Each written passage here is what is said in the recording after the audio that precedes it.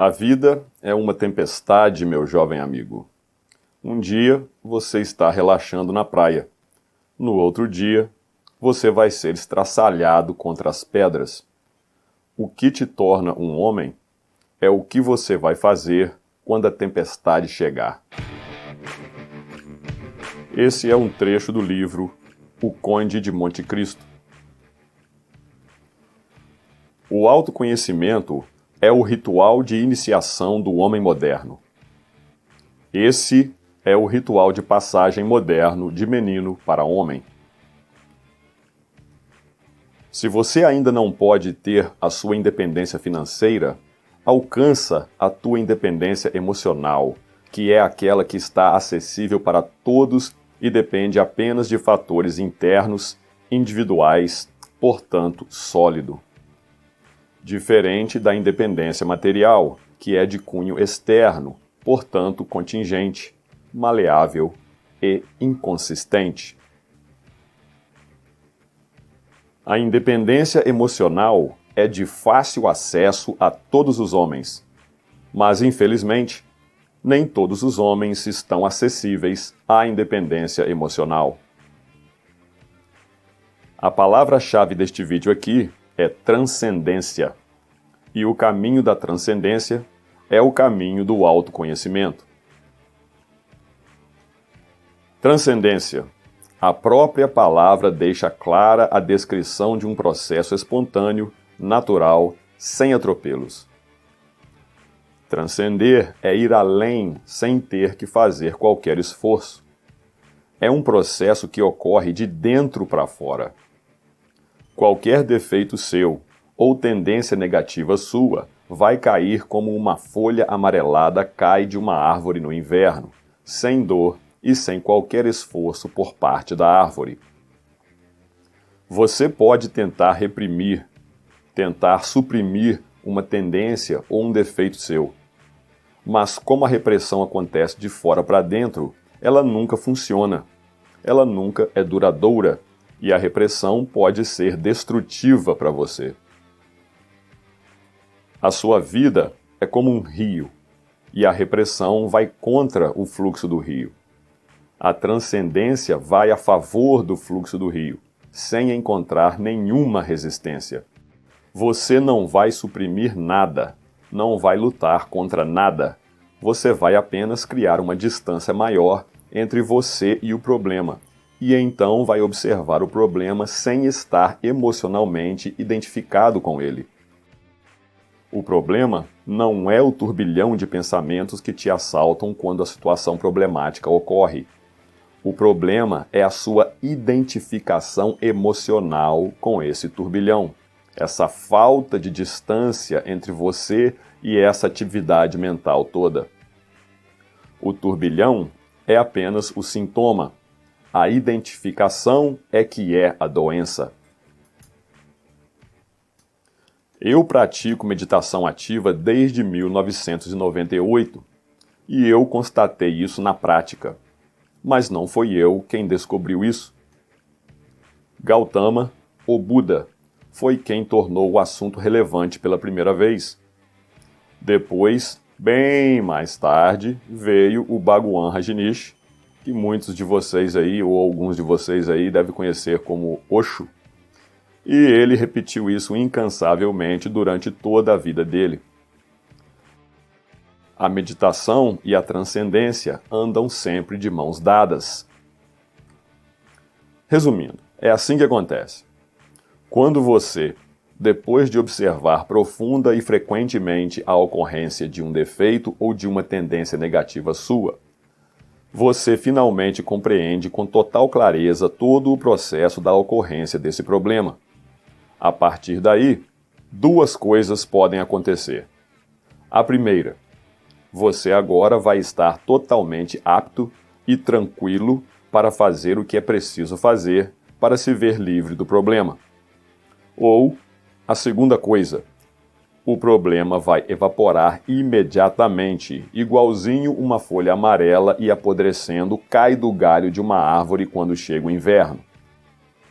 Sim, tem problemas cuja própria natureza propicia o seu desaparecimento só de você localizar, observar e compreender como ele ocorre. Isso é o que eu gosto de chamar de transcendência metódica. Mas também existe a transcendência natural, que é aquela transcendência que ocorre quando você perde o total interesse por brincar com o seu Forte Apache, ou com o seu Falcon, ou brincar de pique, ou brincar de qualquer coisa que as crianças gostam de brincar. Você transcendeu aquilo tudo. Imagina só se amanhã de manhã o seu melhor amigo batesse na sua porta todo empolgado, te chamando para ir brincar de soldado ladrão, ou brincar de tocar a campainha dos outros e sair correndo dando risada. Você nem concebe uma coisa dessa, é claro. E por que você nem consegue conceber uma coisa dessa? Porque você transcendeu todo aquele cenário da infância. Foi uma transcendência natural. Igual deveria transcender o cenário romântico da adolescência, mas isso não acontece para a maioria das pessoas na era da televisão em todos os formatos. A maioria esmagadora das pessoas fica empacada na fase adolescente mesmo depois que envelhece. O que não faltam são estudos expondo essa realidade triste. Crescer é doloroso. Mudanças são dolorosas. Mas nada é mais doloroso do que ficar empacado em um lugar ao qual você não pertence. Eu não sei quem é o autor dessa citação, mas ela é red pill purinha. E se você quer independência emocional, você vai ter que sair da sua zona de conforto e encarar de frente todas as suas tendências negativas. E a única maneira de realizar isso é através da meditação ativa.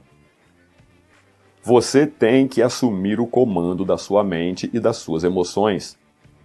Essa é a abordagem estoica da vida do homem.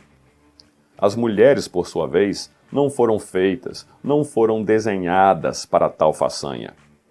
Isso é uma característica exclusiva do design masculino. Não há nada errado em você ter emoções, mas você não ser capaz de dominar e controlar essas emoções é exatamente o contrário de masculinidade. O homem que não é capaz de dominar e controlar as suas emoções é um homem feminino, e não é isso que você quer ser. Dominar os outros é força. Dominar a si mesmo é o verdadeiro poder. Lao Tzu. A meditação retira você por completo da sua zona de conforto e expõe todas as coisas das quais você não se orgulha nem um pouco e que, na verdade, você gostaria de deixar encobertas indefinidamente. Não gostaria nunca de mexer ali naquelas feridas. A meditação ativa te leva a conhecer você mesmo sem identificação emocional, sem o viés pessoal da identificação com os seus pensamentos e as suas emoções. Vamos recapitular um pouco. No começo da parte 2 desta série, eu disse que o caminho rumo ao reconhecimento do seu real valor é o caminho que vai te levar à transcendência da dependência emocional, esse maldito filtro que te impede de enxergar as coisas como elas realmente são.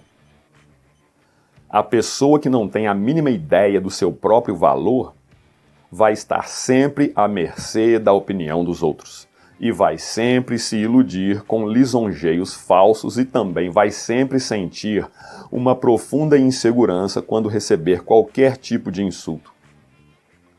Se um homem não sabe qual é a medida de si mesmo, ele vai ser um homem sem referência própria, sem norte, um homem literalmente desnorteado no mundo. Uma folha seca e sem vida que um ventinho qualquer joga para lá e depois outro ventinho joga para cá. Mas como fazer para se conhecer profundamente e se tornar capaz de reconhecer o seu verdadeiro valor? Eu vou repetir. Pare de procurar do lado de fora e comece a procurar do lado de dentro. Vai ser desconfortável no começo. Você tem que estar sozinho consigo mesmo, sem distrações ou perturbações, para poder se reconhecer e descobrir o seu real valor. O processo é demorado. Você tem que fazer disso um hábito e você vai passar por um processo de mudança de paradigma em que esse hábito vai se tornar parte de você. Você vai simplesmente adorar ficar sozinho. Schopenhauer já disse: um homem só pode ser ele mesmo enquanto está sozinho. E se ele não ama a solitude, ele não amará a liberdade, pois é só quando ele está sozinho que ele é realmente livre. Cada um fugirá, suportará ou amará a solitude na proporção exata do valor da sua própria personalidade, pois na solidão, o indivíduo mesquinho sente toda a sua mesquinhez. Já o grande espírito sente toda a sua grandeza. Fecha aspas.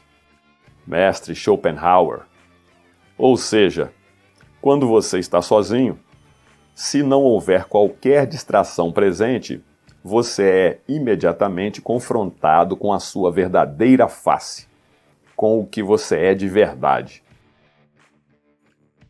Confrontar a sua real natureza pode significar a diferença entre dois opostos: um orgulho estoico ou uma vergonha congelante. Como 9 entre 10 pessoas não se orgulham do que têm feito de suas vidas, elas têm um pavor enorme de estarem sozinhas com os seus pensamentos e as suas memórias. Elas não querem confrontar toda essa bagagem amarga, mesmo que seja por apenas 5 minutos. Elas preferem se distrair. É muito mais fácil se distrair, pois o que não faltam são distrações. Elas vão assistir televisão, ou vão fazer compras com as amigas, ou vão comer alguma coisa, ou vão beber alguma coisa e conversar sobre futebol, vão jogar baralho, vão viajar, ou até mesmo se chafurdar em um emprego que nem gostam muito, só para não ter que ficarem sozinhos consigo mesmo.